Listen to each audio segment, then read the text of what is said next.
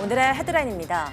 하루 사이 코로나19 확진 환자가 600명이 더 늘어 전체 확진 환자가 4,800명을 넘어섰습니다. 사망자도 3명이 추가되면서 전체 사망자가 30명에 육박하고 있습니다. 정부가 신천지 교육생을 포함한 31만 명에 달하는 전체 신도 명단을 받고 전수조사를 벌이고 있습니다. 그런데 신천지 신도나 교육생이 아닌 엉뚱한 명단이 포함된 것으로 드러나 논란이 커지고 있습니다. 코로나19 확산으로 우리나라를 방문 또는 경유한 사람의 입국을 금지하거나 제한하는 나라가 현재 87개국으로 집계됐습니다. 반면 사우디아라비아와 몰디브 등 관련 조치를 완화하는 나라도 늘고 있습니다.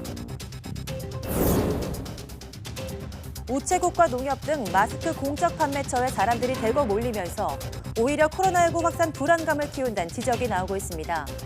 편의점 업계는 손쉽게 갈 수 있는 편의점을 공적 판매처로 지정할 것을 요구했지만 식약처는 현재 공급량으로는 무리라는 입장입니다.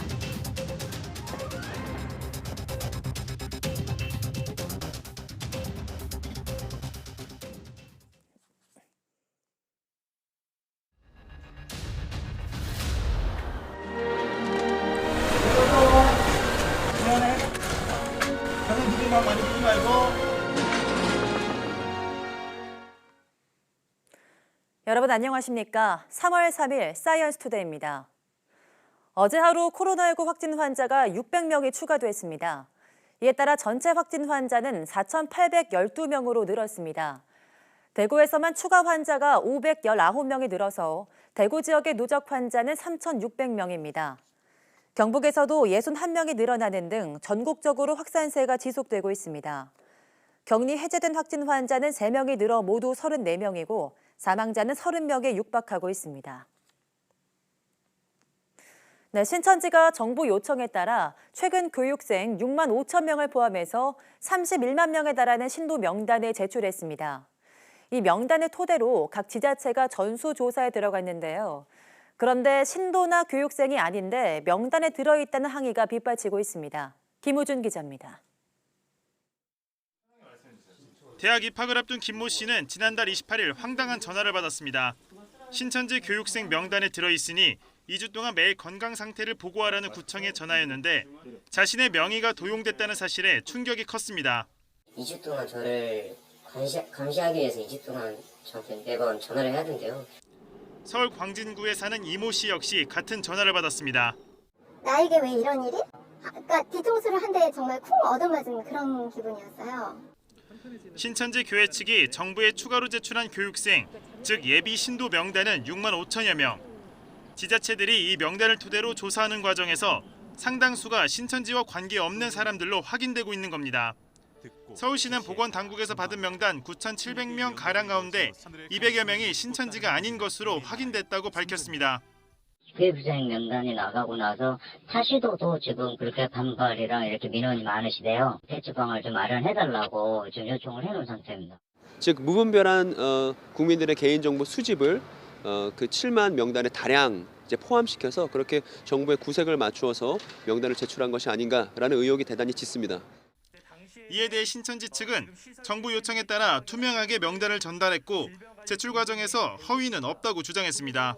질병관리본부에서 우리 데이터가 있는 곳에 같이 입회하에 확인을 했습니다. 그래서 그 자료가 공식적인 자료라는 걸 다 확인하고 돌아갔습니다.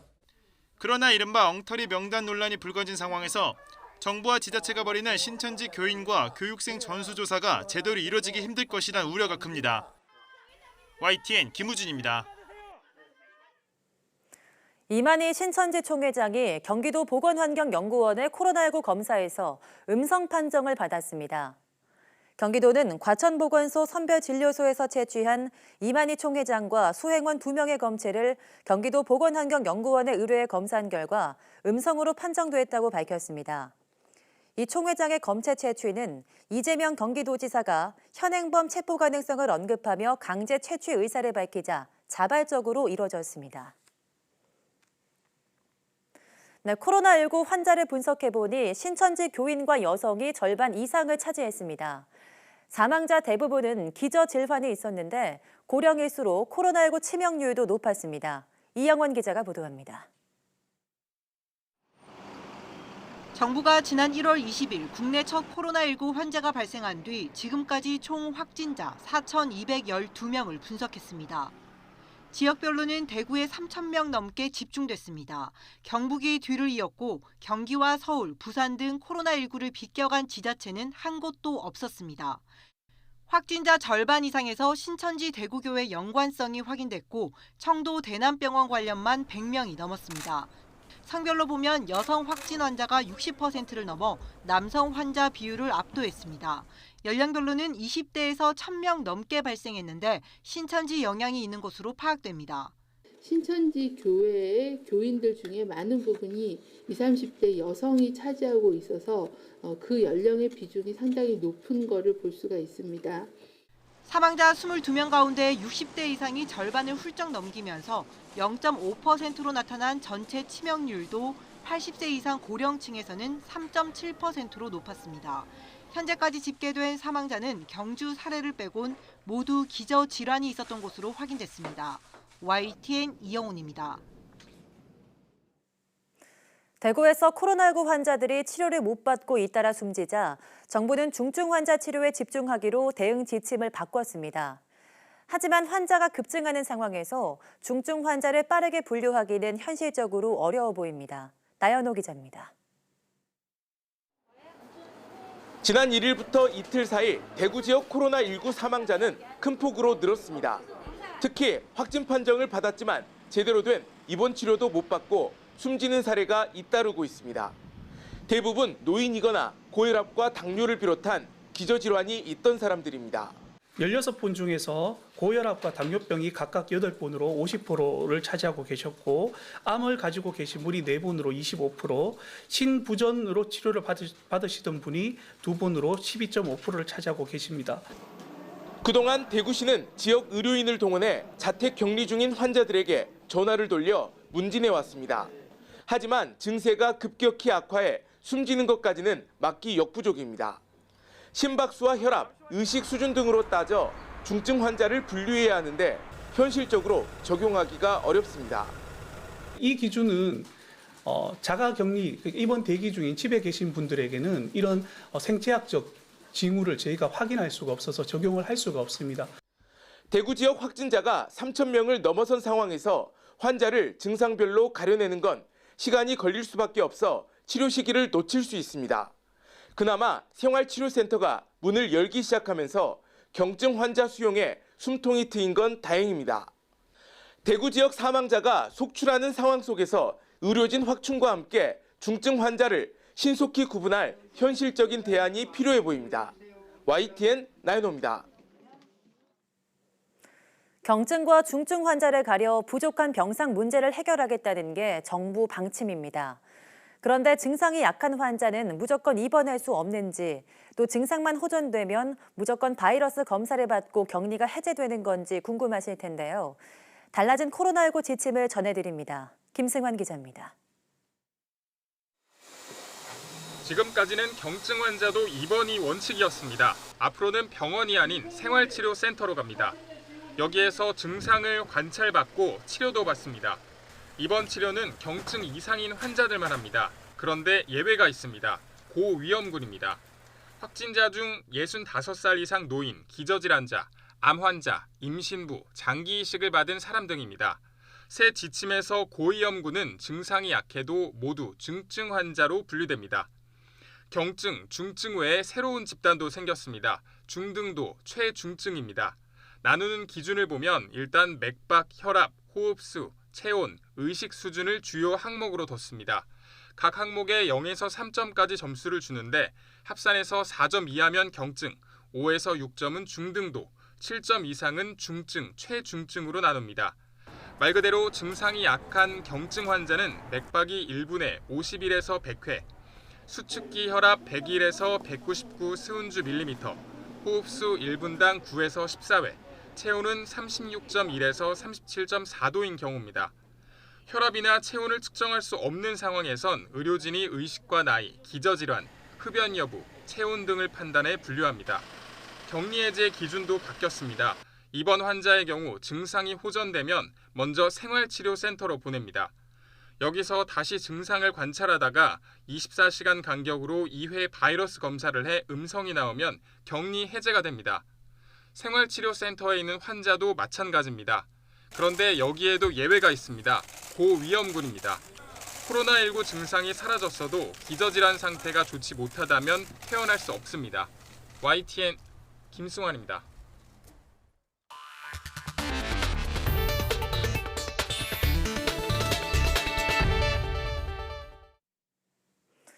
네, 우리나라 입국 제한국이 87개국까지 늘어났지만 몰디브와 사우디아라비아 등 관련 조치를 완화하고 있는 나라도 생기고 있습니다. 우리 정부는 특히 기업인의 출장은 허용해 줄 것을 각국에 요청하고 있습니다. 장하영 기자입니다. 뉴질랜드가 추가되면서 우리 국민의 입국을 금지하거나 제한하는 나라는 80개국을 넘어섰습니다. 일주일여 만에 6배 넘는 증가세지만 이번 주를 기점으로 일단 확산세는 꺾이는 듯합니다. 한국을 입국 금지 국가로 분류했던 몰디브는 서울을 출발한 여행객에 대해서는 입국을 허용했습니다. 사우디아라비아는 취업과 사업, 가족 방문 목적이면 입국을 할 수 있도록 했고 입국 금지를 계획하던 가봉도 14일간 격리 이후 입국이 가능하도록 변경했습니다. 외교부는 우리 정부의 수준 높은 진단 검사 역량과 투명한 정보 공개를 앞세워 각국을 설득하고 있다고 밝혔습니다. 실제로 외신에서 코로나19에 맞선 우리나라의 투명성과 민주적 접근 방식을 높이 평가하면서 중국의 사례와 비교했습니다. 외교부는 또 입국 금지 지역을 중국 후베이성으로 국한한 조치의 정당성도 거듭 강조했습니다. 국경 간의 이동을 완전히 차단을 시켜놓는 게 감염병 대응에 있어서 그렇게 효과적인 조치는 아니다 하는 게 또 WHO의 권고이기도 합니다. 입국 제한으로 가장 불편이 클 기업인에 대해서는 정부가 발급한 무감염증 증명서로 예외를 허용해달라고 각국에 요청했습니다. 이와 관련해 외교부 고위당국자는 경제적 관계를 위한 교류를 푸는 방안을 24~25개 국가와 협의하고 있다고 밝혔습니다. YTN 장하영입니다. 트럼프 미국 대통령은 코로나19 대응과 관련해 여행 규제 강화를 고려하고 있다며 코로나19 확산을 막기 위해 새로운 여행 규제를 검토하고 있다고 밝혔습니다. 미 언론과 백악관 풀 기자단에 따르면 트럼프 대통령은 현지 시간 2일 백악관에서 제약회사 경영진과 가진 코로나19 관련 회의에서 여행 제한을 강화할 것을 고려하고 있는지에 대한 질문에 더 많은 질병 발발을 겪는 특정 국가들에 대해 그렇게 할 것이라고 말했습니다.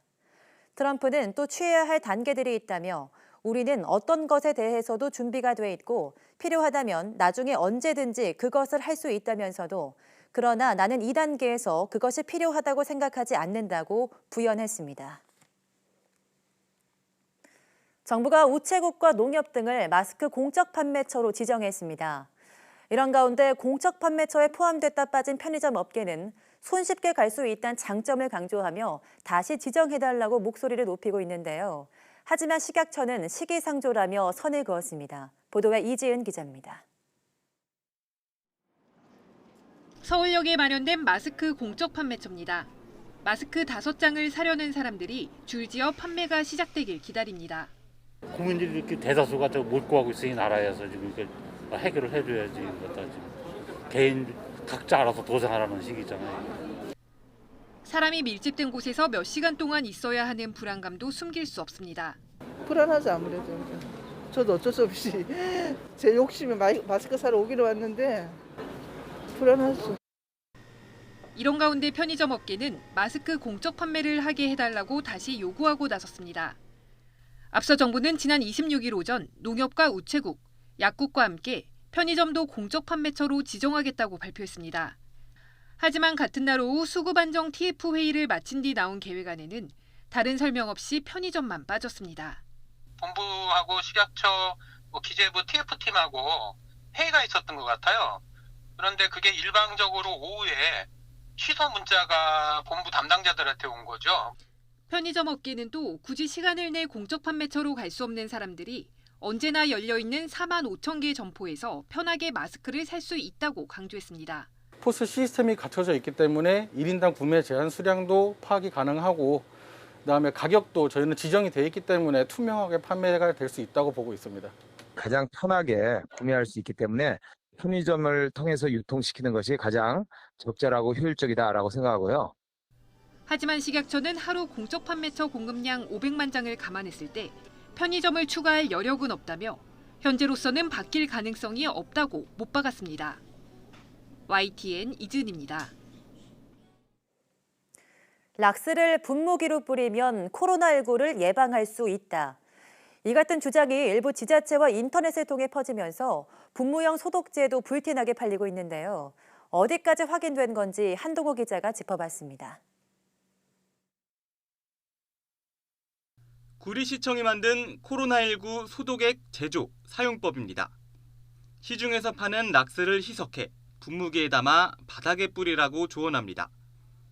인터넷에서도 이를 인용한 글이 많이 퍼져 있습니다.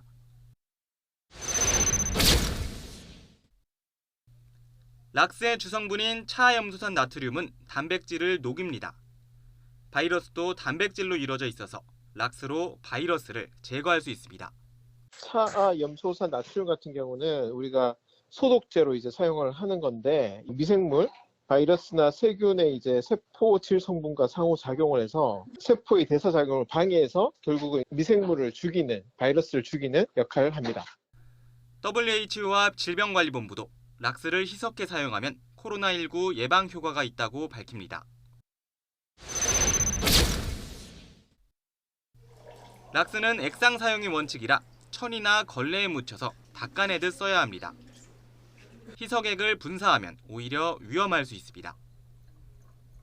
락스 성분이 기체 중 미세한 부유물로 퍼져 코나 입으로 들어가면 호흡기가 손상될 수 있기 때문입니다. 우리 호흡기를 자극하고 호흡기를 손상시킬 수 있는 가능이 있기 때문에 락스를 분무기에 넣어서 소독하거나 그런 부분은 바람직하지 않아 보입니다. 특히 마스크에 대고 직접 뿌리는 건 피해야 합니다. 락스 성분이 남아있다가 코와 입으로 들어갈 수 있습니다. 일반적으로 락스 같은 경우는 거의 희석해서 사용하는 제품이기 때문에 스프레이 분사 같은 경우는 희석이랑 안 맞잖아요. 저희 회사에서는 지금 마스크에다가 분사하는 거를 권장을 안 해드려요.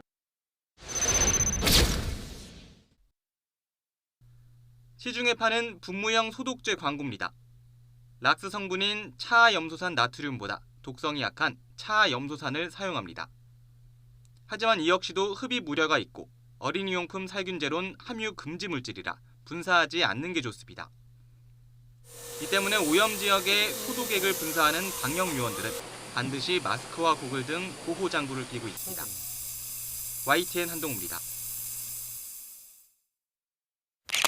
하루 종일 집에 있으면 어쩔 수 없이 TV를 틀어놓게 되는데 확진자들도 많다는 내용이 자꾸 많이 나오고 카톡으로 친구들끼리 얘기하는 정보나 이런 거 보면은 너무 무서워가지고.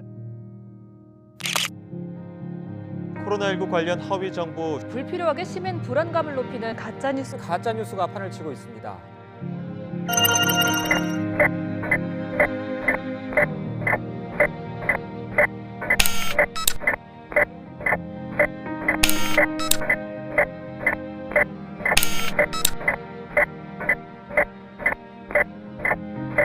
Three, two, one.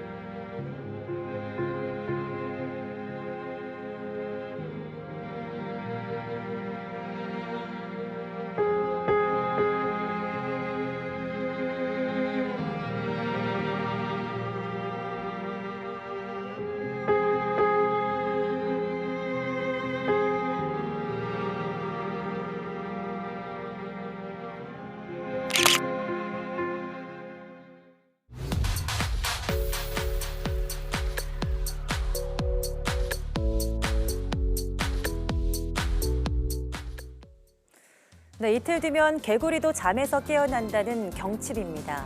하지만 아직도 날씨가 좀 쌀쌀하죠. 그래도 봄은 옵니다. 오늘 날씨학개론에서는 이번 봄철 기상 전망에 대해서 이야기 나눠보겠습니다. 모두 많은 시청 바랍니다. 함께해 주신 여러분 고맙습니다.